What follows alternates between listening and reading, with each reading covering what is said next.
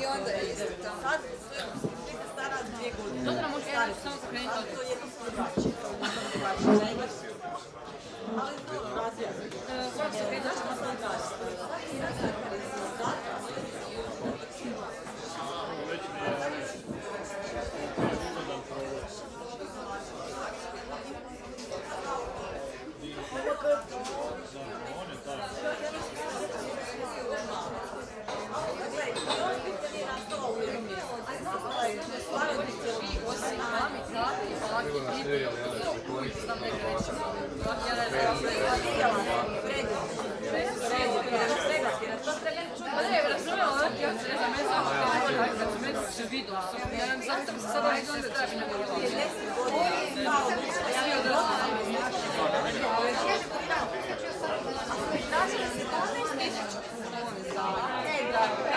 Ja ću odmah pratiti. Pa malo. Barbara. Ja sam odustala. Sad ovo se tražila. Ja sam došla naručiti. Aj se Dobro večer. Evo, pozdravljam vas sve ispred udruge Arla i večeras imam čast predstaviti ovog divnog dečka Marina Barišića i njegovo predavanje. Inače, evo par riječi samo o Marinu. Marino je jedna svestrana osoba, osim što je u udruzi ima ulogu dopredsjednika, potpredsjednika, uz to je organizator različitih događaja, naš PR menadžer, naša osoba za odnose s javnošću, uz to organizira večer stvaralaštva, to je njegov projekt, jako uspješan, evo već koju, četvrtu godinu. Tako će i ovu zimu u sklopu Kalorifer festivala ponovo je održati. Inače, Marino se bavi sa svime i svačime. On je voditelj amaterskog kluba pisaca Tinte i sam se amaterski bavi malo pisanjem poezije. U slobodno vrijeme i bavi se plesom, jel da Marino? Glumi u kazalištu isto amaterskom i tako, volontira, bavi se humanitarnim radom, znači jedna stvarno svestrana osoba. Evo, iako nema stalni radni posao, Marino je zaposlen 5 dana u tjednu, skoro po cijele dane. Evo, i iznimna mi je čast da ćete večeras u stvarno tako velikom broju poslušati ovo zanimljivo njegovo predavanje. Evo, pa najavljujem.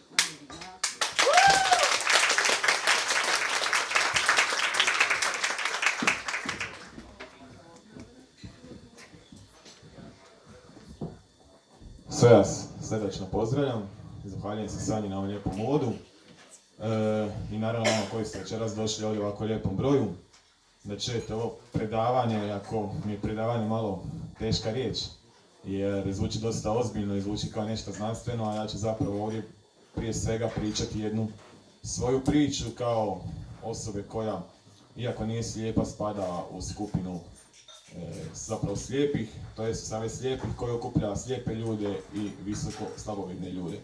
Pod konkretno moja visoko slabovidnost spada to da vidim manje od 10% i jako mi je teško nekim ljudima objasniti kako ja to zapravo vidim, jer na prvu sve izgleda dosta normalno, samostalno se krećem i sve slično, međutim postoji tu raznih prepreka, izazova, problema. O njima ću večeras pričati kao i o cijelom svom životu i prelasku kroz to, ali prije svega ću staviti naglasak na lijepe i pozitivne stvari i na to kako zapravo i slijepe i slabovidne osobe mogu imati visoku kvalitetu života, što prije svega pokušavam prezentirati povodom svog primjera, ali i putem primjera nekih drugih ljudi koje znam. Jel se ovo dobro čuje? Dobro. Prije nego što konkretno počnemo, par riječi samo o samom predavanju i kako je to sve počelo. Meni su još prije par godina predlagali da radim ovako neke stvari. Tamo je 2015-16, kad nisam znao šta bi sam sa sobom u životu, onda mi je friend bio rekao, pa šta ne praviš predavanje o tome kak ne vidiš? Pa rekao, mislim, šta da pričam sa ljudima, ono.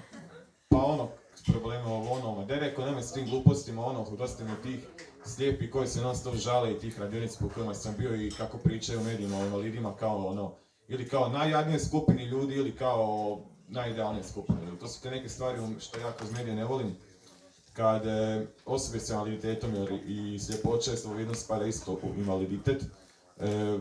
Kad pričaju općenito osobama s invaliditetom, ili se priča da su jadni, da ne mogu ništa, da im treba pomoći, ili se dođe neki i koji, ne znam, ne vidi dobro ili je slijep ili u kolicima, napravi priču kako on sve može. Pa onda bude priča o tom ili kako ništa se ne može ili kako se sve može. Pa ja tako nikad nisam volio ni ta predavanja, ni slušati na TV-u takve priče, nisam to htio raditi. I meni on kaže, pa ljudi žive od toga. Pa ako ja ne želim živjeti od toga da pričam neke gluposti, šta ne vjerujem. I dole tako je to prošlo, bilo tu još par prijedloga, ja ništa to nisam htio raditi, na prošle godine kad smo radili u Adli nekakav program kroz godinu i gledali smo te neke dane koji se obilježavaju na međunarodnoj razini, pa su me pitali bili nešto napravio povodom ovog dana. Ja sam rekao, ako je za udrugu onda može, jer inače to ne bi radio. I onda sam zapravo, razmišljajući o samom tom predavanju, pripremajući se, razmišljajući o tom kako je moj pogled drugačiji nego nekih drugih slijepih ili slabovidnih, sam shvatio da zapravo baš iz tog razloga bi trebao napraviti predavanje, jer imam pravo reći svoju priču. Svoju priču koja zapravo nije ni po čem posebna, rekao bi, mislim da sva ta moja stajališta su normalna, međutim, mislim da nekad se previše priča o tome kako su ljudi puni predrasuda, a ja mislim da ako se ti otvoriš svijetu i društvu, da ti društvo ipak onda nešto i vrati, makar je, kako mi kažemo, hrpa ljudi oko nas đura. Nije baš tako, jel? Eto. Dobro. Ja bih zamolio Ivora, ne vidim da ovdje stoji, a Ivar, ako si još ovdje tamo iza, uskoro ćeš trebati pustiti nešto na kompjuteru. Da, moja dijagnoza, sad počnemo konkretno, moja dijagnoza je displazija septoptika. Ja sam prošle godine radio također ovo predavanje u knjižnici, tada je bio manji broj ljudi. I tamo sam nešto malo istraživao u te bolesti, da nešto konkretno kažem, to jest nije bolest, to je neko stanje. Međutim, to je hrpa te nekakve biologije, medicine, vamo tamo ja to ništa nisam shvatio, pa nisam htio za ovu priliku ništa istraživati. Uglavnom ono što ja znam konkretno da je problem je to što očni živac nije dobro povezan sa mozgom. Samo oko mislim da čak i nije toliko oštećeno koliko taj živac, ali nemate me držati za riječ. Uglavnom radi se o dijagnozi koja, osim što nisam znao izgovoriti, da prije nekoliko godina sama po sebi je dosta neistražena, pa nisam nikad se posebno bavio tim istraživanjem, pa onak nemate ni nikakve koristi da vam pričamo nečemu o čem ja puno ne znam, ni o čem puno medicina ne znam. I sad kad sam razmišljao kako napraviti ovako predavanje, rekao ok, ja ne vidim, ali kako da ja ljudima objasnim da ja vidim manje od 10%. Kad nakon hodam normalno ulicom, prilazim cestu sam, čitam koliko mogu i ovaj tisak normalni, bar donekle, budem na kompu, koristim mobitel, ali ko će meni vjerovati inače, jer sam se nalazio puno puta u životu sa situacijama da ljudi ne da mi ne vjeruju, nego ne razumiju odmah o čem se radi. Kažem, ne znam, ne vidim, pomozi mi s tim i tim. I onda meni, ne znam, približi mi nešto malo više i opet ne vidim, onda ponovo malo više, pa ne vidim i dalje. Ljudi ne shvaćaju koliko je to zapravo dok ne vide u praksi, tako da malo to teže za objasniti. Međutim, ja stvarno, iako samostalno hodam, trčim i sve slične stvari, stvarno vidim dosta malo. A Ivor i ja smo to odlučili pripremiti nekakvu fotografiju gdje ćemo donekle barem objasniti kako se to vidi. Godinama sam, ostavi to još, godinama sam razmišljao kako ljudima najbolje objasniti kako ja to zapravo ne vidim. Jer pita ljudi, pa ti vidiš mutno, ti vidiš sjene. Pa ja objašnjam da ja u principu ne vidim ni mutno ni sjene, ali da vidim samo da neke daljine je normalno, jel? Da vidim istu sliku kao i svi vi, ali neke stvari vidim, manje detalja dosta vidim. Pa sam ja došao do nekakve metafore da najbolje to objasniti tako kao da gledaš sliku koja je u full kvaliteti, a ja gledam to istu sliku, ali ona ima puno manje piksela. Pa smo onda to probali napraviti dvije slike, gdje ćemo barem donekle probati objasniti. Evo, ovo je neka slika koja je ovako dosta čista i to je bilo kako vi to vidite, na primjer. A sad iduća slika bi bila kako bi ja to trebao vidjeti. Jesi promijenio sliku?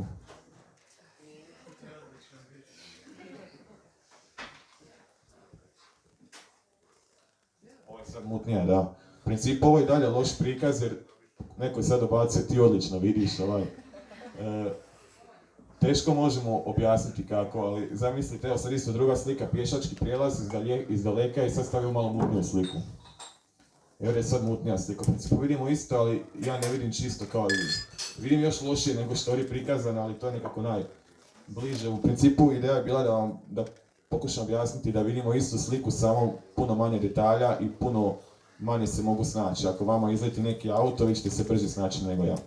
No dobro, te stvari, ovo je bolje da ne pričam sad puno o tome, jer ne znam objasniti i nemoguće objasniti, pa bolje da pređem na jednu ovu životnu priču, kako to najjednostavnije reći, pa ću vam kroz nekakav život probati objasniti kako je tekao taj moj put. Sam bih zamolio ovdje jednu kriglu vode, ako nije problem. Dobro, znači, ja sam rođen 1993. i sve je počelo normalno. Osim što su mi doktori slomili ključnu kost u rodilištu, ništa drugo nije bilo drugačije kod mene. I to je zaraz dok smo izašli van. I ja sam se razvio kao normalno dijete tih prvih dana, mjeseci. I onda je teta u jednom trenutku primijetila da ja ne pratim baš najbolje kad neko prođe kraj mene. Znači kad osobe prolazi, bilo u kolicima isto prati kao i odrasli ljudi. Međutim, ona je primijetila da ja baš to ne pratim tako. I onda je to rekla roditeljima, roditelji su se zamislili, malo zapitali oko toga. I počeli smo ići kod doktora i onda se počelo zapravo saznama da ja ne vidim. I bilo je tu raznih priča, da ću biti slijep, da sam već slijep, da oni nemaju pojma šta je meni, pa je bilo čak i onih priče šta vi uopće radite ovdje, šta vi tražite, što vi očekujete od vaših djeteta, ali slijepit će i gotovo. I bilo je tu dosta peripetija u djetinjstvu, jer moji roditelji nisu ništa znali, htjeli su saznati, a nikom nije htio dati pravi odgovor jer nije znao, pa su svašta prolazili kroz to sve skupa. To je trajalo godinama, moji odlasci kod doktora razni. I tog se dijela slabo znam o tom dijelu jer sam pokušao što prije zaboraviti zato što se sjećam kada je mama bila pričala o tome da je bilo dosta bolno nje za pričat, meni za slušat, tako da takve nekakve dijelove sam se potrudio što je više moguće potisnuti. Za sve to vrijeme dok sam odlazio kod doktora godinama je bio po bolnicama i po raznim pregledima i testiranjima i ovoga i onoga, ja sam zapravo imao dosta normalno djetinjstvo, što je isto jako čudno, da tako malo vidiš, a imaš normalno djetinjstvo. Čak sam neke stvari brže savladao nego ostali. Brže sam naučio crtat, jako sam lijepo crtao ko mali, igrao sam se vani, ne baš skroz, ali na dosta sličan način kao i druga djeca. I sad razmišljajući kasnije kroz godine kako sam ja mogu unatoč tome svemu tako normalno odrastati i sam shvatio da je to vjerojatno zbog toga što sam bio dijete i što nisam razumio neke stvari. Nisam razumio da ja ne vidim, jer kad si ti dijete, ti nemaš stvari koje ne možeš riješiti, nego postoje stvari koje su lakše i koje su teže za riješiti. Kad odrasli dođe na nekakav izazov koji mi ne riješi, kaže ja ovo ne mogu. A dijete kaže, ovo će biti malo teže, idem pokušati drugim putem. Tako da ja kao dijete zapravo sam dosta odrastao normalno, iako sam bio svjestan svog problema. Ali, na primjer, meni je bilo skroz normalno kad, držim nešto što čitam, meni je bilo normalno, ja sam čitao normalno, samo što ja to nisam čitao ovako. Ovo sam imao mobitel, nisam čitao ovako, ko svi normalni ljudi, sam to držao ovako pred očima. Međutim, kako sam bio mal, to nisam razumio kao tako i zato nisam imao prepreka. Kasnije kroz godine sam shvatio koliko sam se zapravo doštetio, čak možda i izmorio takvim ponašanjem kod dijete, ali dijete si mislim, odrastao si u takvom okruženju i hvala Bogu, drago mi je da nisam bio odvajan kao dijete od okoline, jer mislim da mi je to puno pomoglo kasnije u životu. Sjećam se jedne situacije, ja sam inače, kao što sam rekao malo prije, znao, uvijek ga ne vidim, znao sam taj pojam slabo vidi. Znači, to je bio pojam koji su moji roditelji pričali. Kad bi nekom pričali o meni, ja sam taj pojam prihvatio kao takav i ne znam, kad si igram s nekom djecom i kad nešto ne mogu napraviti što oni mogu ili što oni žele da napravim, onda se ja... Kome ovo zvoni mobitel?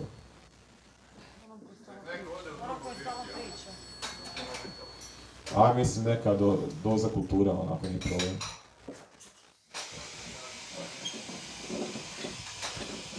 Mogu nastaviti. I onda kažem, taj nekakav pojam slabo vidi, to je bilo sve ono što sam ja znao o svom vidu, ništa drugo, jer ne možeš kod dijete percipirati stvari. I sjećam se jednom, imao sam nekih 4-5 godina i bili smo u bolnicama u Zagrebu. I sjedimo u čekaonici, ja sam se tamo igrao s nekim čovjekom koji je sjedio kraj nas, bio sam dosta druželjivo dijete, volio sam se igrati sa ljudima gdje god dođem. I tako sam se ja nešto igrao s njim i sad on počeo s mojom mamom nešto razgovarati, pita on kao nju šta je meni. Kaže ona, pa on slabo vidi. I onak, točno se sjećam slike.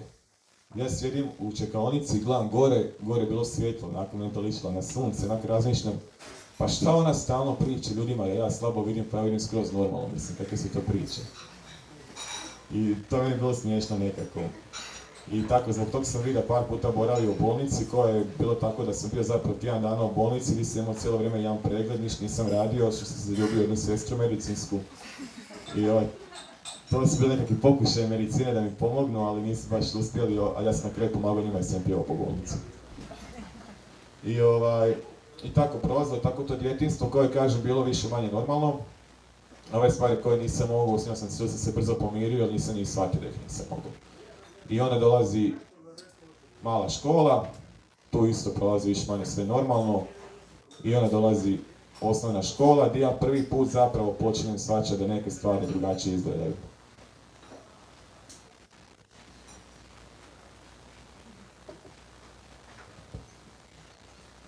Znači, krenuo sam u osnovnu školu normalno kao i sva druga djeca, s tim da sam morao proći, koliko se sjeća, neka testiranja, jer bila isto neka spika da bi trebao ići u Vinko Bek. Za one koje ne znaju, Vinko Bek je škola za slijepe i slabovidne u Zagrebu. Međutim, moja mama i moja doktorica nisu dopustili da ja tamo idem, jer sam ja bio dijete koje osim što nije vidjelo dobro, se razvijalo skroz normalno i mogao sam pratiti ove neke stvari, učio sam doma i malo i slova doma i sve slično. Ja sam upisan u redovni program. I već u prvom razredu, makar ja toga nisam bio toliko svjestan, su se počele vidjeti razlike između mene i druge djece u pristupu profesora, na primjer. Ja sam sjedio u prvoj klupi. Ja se sjećam da čim sam došao u razred, mene su mama i učiteljica me stavila u prvu klupu. Meni to baš nije bilo skrozno jasno, ali rekao dobro. I bila je val fora da je učiteljica u dogovoru s mamom rekla da kada neke stvari ne mogu prepisati iz ploče, jer mi je teško da ja to donesem nje pa će mi napisati ona. Ja to nisam još tako percipirao, ja sam znao da se par puta znalo dogodi da ja nešto kad pišem i kad valjda učiteljica vidi da se ja možda umaram, ona dođe do mene, meni uzme bilježnicu i kaže da ja ću ti napisati. I jednom se sjećam, tako smo nešto isto ispunjavali u vježbenici, nešto iz matematike, ja sam to počeo ispunjavati i meni to dosadilo.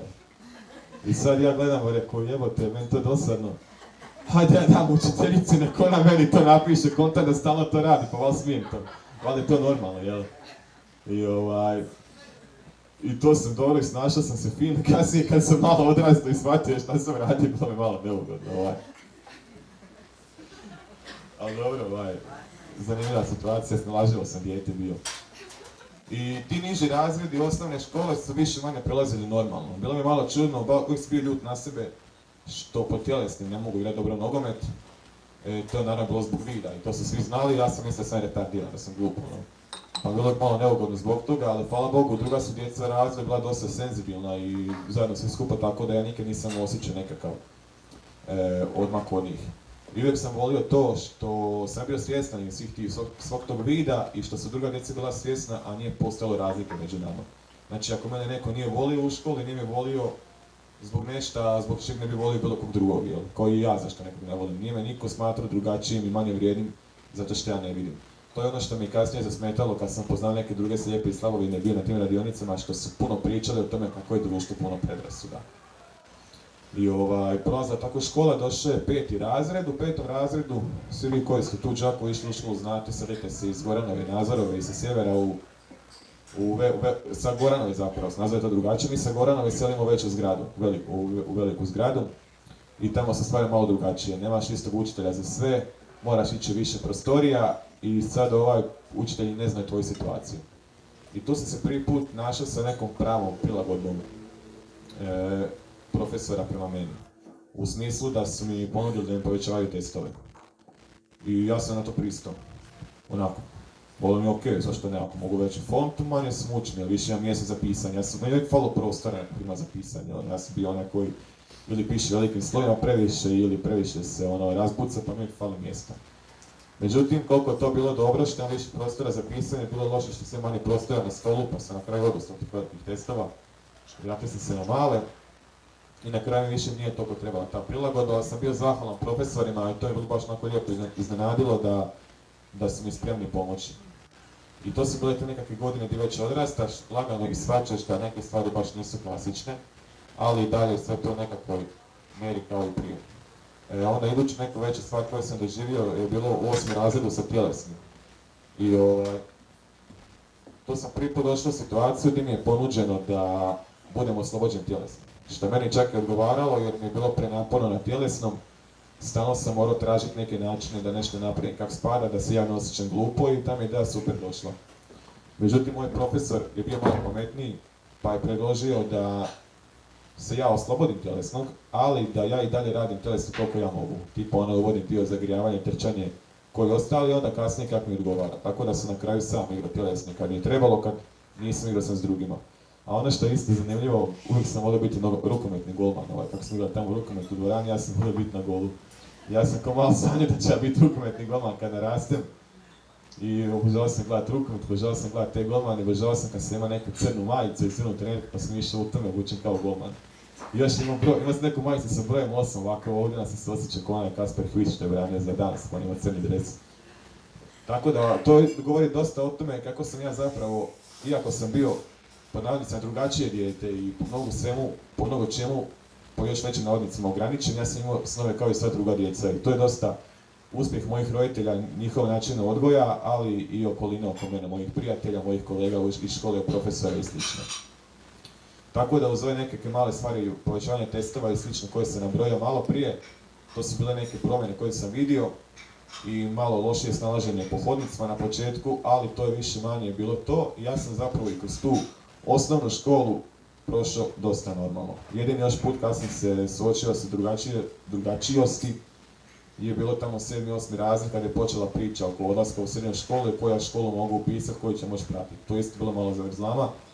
Na kraju to se prošlo ok, ja sam upisao poslovnog tajnika. I time završavam zapravo dio o osnovne škole.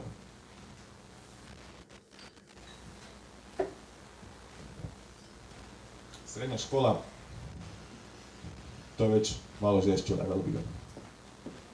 I ne samo što je bio žešći level, nego je sve došlo odjednom. I to je bio onaj drugi nekakav veliki korak. Drugi korak, a prvi veliki korak gdje sam ja počeo shvaćati kako stvari drugačije funkcioniraju. Prva stvar, ideš u srednju školu, kogod ide u srednju školu, bude mu čudno, bude mu teško. Jer kao prvo, dolaziš iz 8. razreda u kojem si bio glavni na školi, ideš u prvi srednji gdje si niko i ništa. Druga stvar, sve je novo, novi su profesori, veća je puno zgrada, veća je okolina, sve je drugačije i svi se jednostavno pogube. Kad si osoba koja ne vidi, pogubiš se još više. Masa velika ljudi i tu sam se suočavao sa raznim stvarima.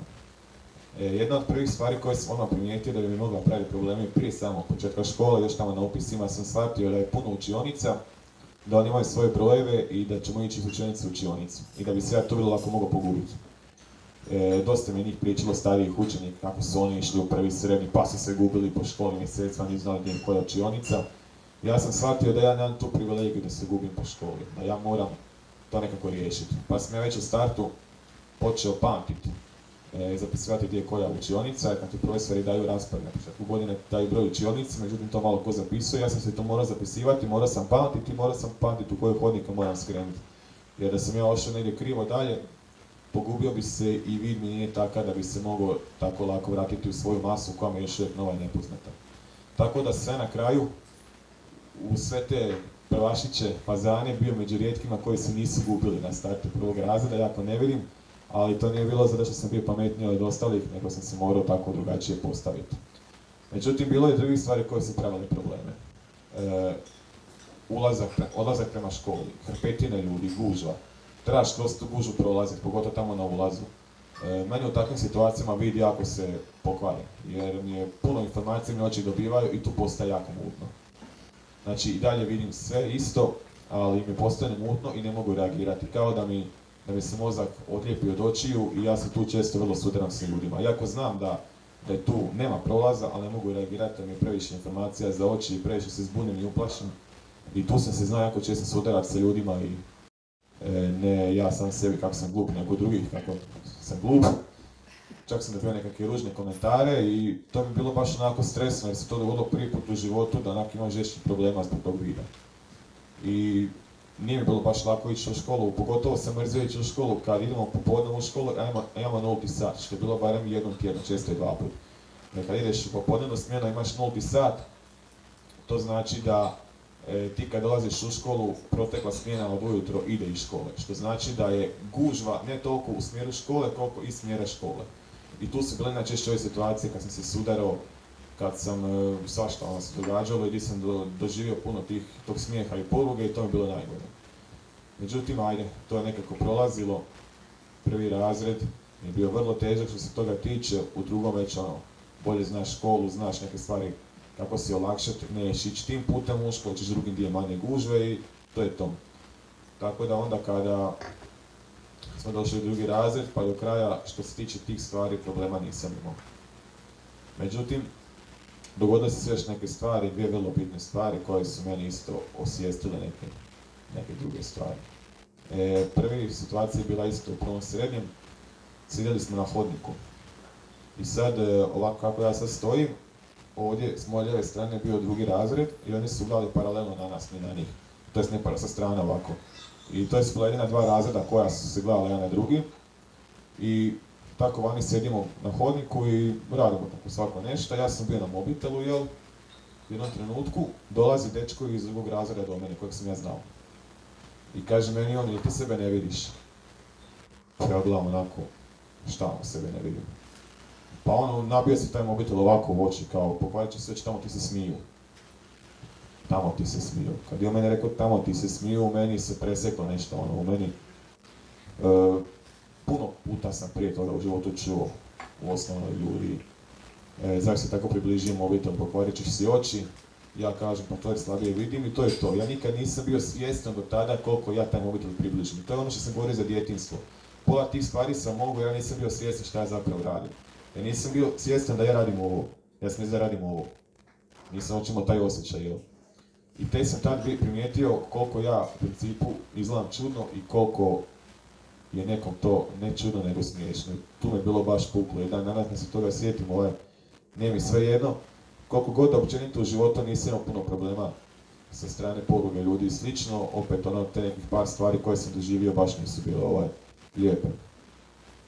Taj dječko što je došao, on isto ne znao o čem se radi, bio me znao slabo, on je to mi došao reći dobronamjerno, ali kažem sve skupa, to je jedna situacija koja me druga ružna stvar, ne na ovakav način, ali na sličan, koja mi se dogodila je bila u četvrtom osnovnom, četvrtom srednje, sa matematikom. Kao i u osnovnoj školi i u srednjoj školi sam stvarno imao profesore koji su bio sam naučio crtat, jako sam lijepo crtao ko mali, igrao sam se vani, ne baš skroz, ali na dosta sličan način kao i druga djeca. I sad razmišljajući kasnije kroz godine kako sam ja mogu unatoč tome svemu tako normalno odrastati i sam shvatio da je to vjerojatno zbog toga što sam bio dijete i što nisam razumio neke stvari. Nisam razumio da ja ne vidim, jer kad si ti dijete ti nemaš stvari koje ne možeš riješiti, nego postoje stvari koje su lakše i koje su teže za riješiti. Kad odrasli dođe na nekakav izazov koji mi ne riješi, kaže ja ovo ne mogu. A dijete kaže, ovo će biti malo teže, idem pokušati drugim putem. Tako da ja kao dijete zapravo sam dosta odrastao normalno, iako sam bio svjestan svog problema. Ali na primjer, meni je bilo skroz normalno kad držim nešto što čitam, meni je bilo normalno, ja sam čitao normalno, samo što ja to nisam čitao ovako. Ovo sam imao mobitel, nisam čitao ovako, ko svi normalno ljudi, sam to držao ovako pred očima. Međutim, kako sam bio mal, to nisam razumio kao tako i zato nisam imao prepreka. Kasnije kroz godine sam shvatio koliko sam se zapravo doštetio, čak možda i izmorio takvim ponašanjem kod dijete, ali dijete si mislim, odrastao si u takvom okruženju i hvala Bogu, drago mi je da nisam bio odvajan kao dijete od okoline, jer mislim mi je to puno pomoglo kasnije u životu. Sjećam se jedne situacije, ja sam inače, kao što sam rekao malo prije, znao uvijek ga ne vidim, znao sam taj pojam slabo vidi. Znači, to je bio pojam koji su moji roditelji pričali. Kad bi nekom pričali o meni, ja sam taj pojam prihvatio kao takav i ne znam, kad si igram s nekom djecom, i kad nešto ne mogu napraviti što oni mogu ili što oni žele da napravim, onda se ja... Kome ovo zvoni mobitel?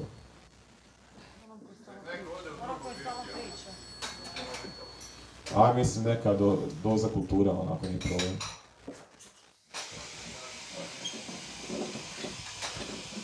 Mogu nastaviti. I onda kažem, taj nekakav pojam slabo vidi, to je bilo sve ono što sam ja znao o svom vidu, ništa drugo, jer ne možeš kod dijete principirati stvari. I sjećam se jednom, imao sam nekih 4-5 godina i bili smo u bolnicama u Zagrebu I sjedimo u čekaonici, ja sam se tamo igrao s nekim čovjekom koji je sjedio kraj nas, bio sam dosta druželjubivo dijete, volio sam se igrati sa ljudima gdje god dođem. I tako sam se ja nešto igrao s njim i sad on počeo s mojom mamom nešto razgovarati, pita on kao nju šta je meni. Kaže ona, pa on slabo vidi, kaže. I onak, točno se sjećam slike. Ja sjedim u čekaonici, gledam gore je bilo svjetlo, nakon me to ličilo na sunce, nakon razmišljam, pa šta ona stalno priča ljudima, ja slabo vidim, pa ja vidim skroz normalno, mislim, kakve su to priče. I to mi je bilo smiješno nekako.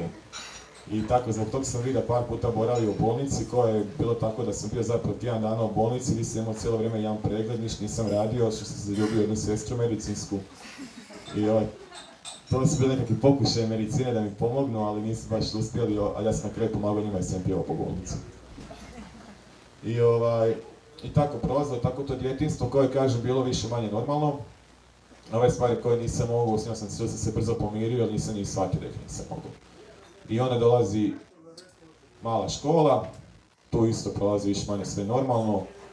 I onda dolazi osnovna škola, gdje ja prvi put zapravo počinjem shvaćati da neke stvari drugačije izgledaju.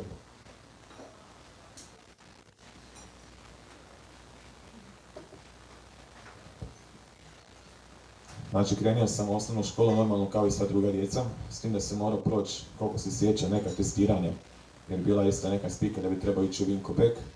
Za one koje ne znaju, Vinko Bek je škola za slijepe i slabovidne u Zagrebu.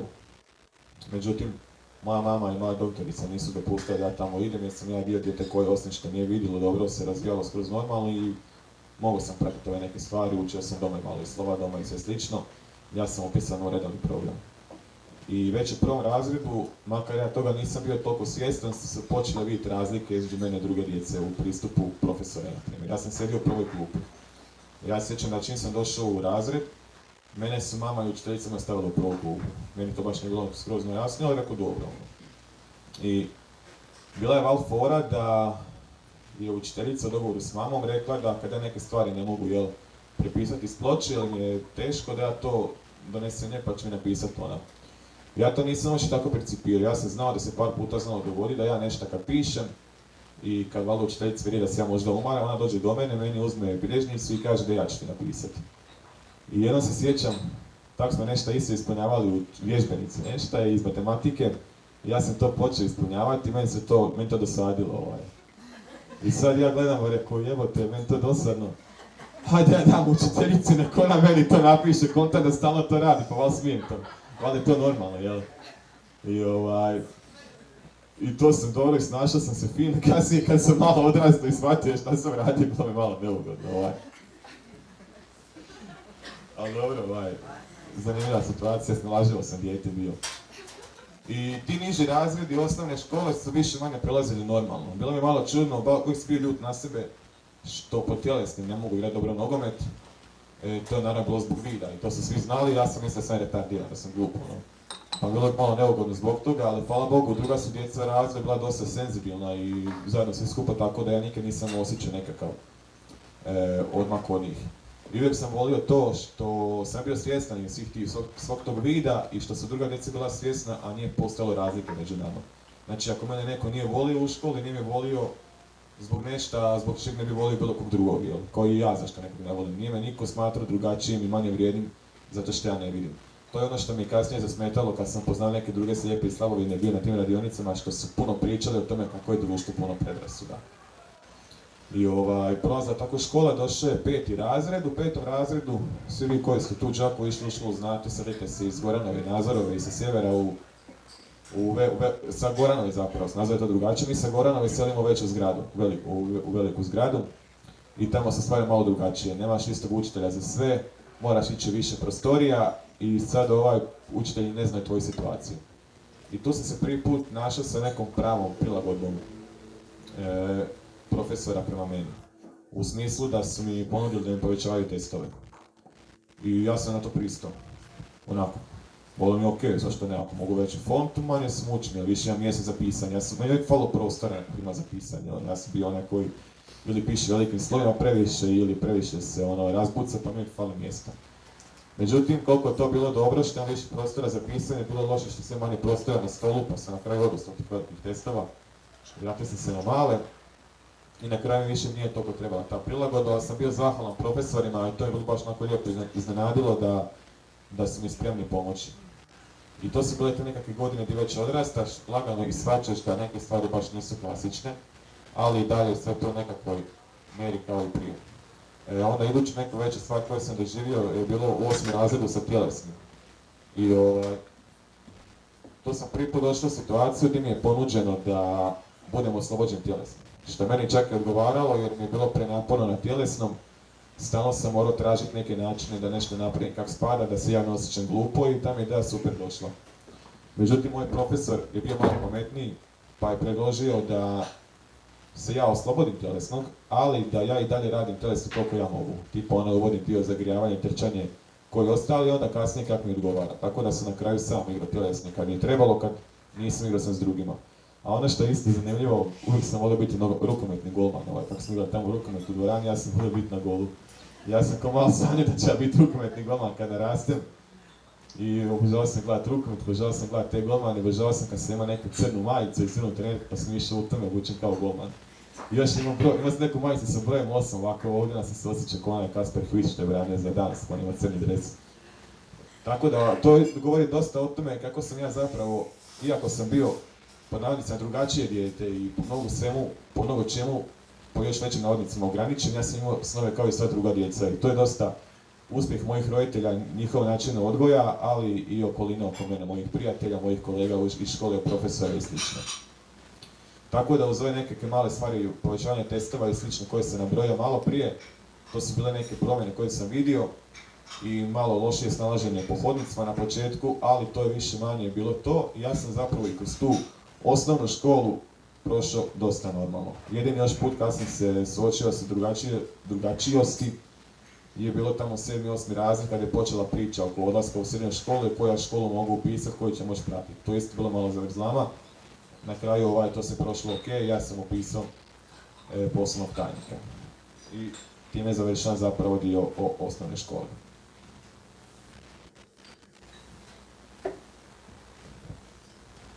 Srednja škola, to je već malo žešći level bio. I ne samo što je bio žešći level, nego je sve došlo odjednom.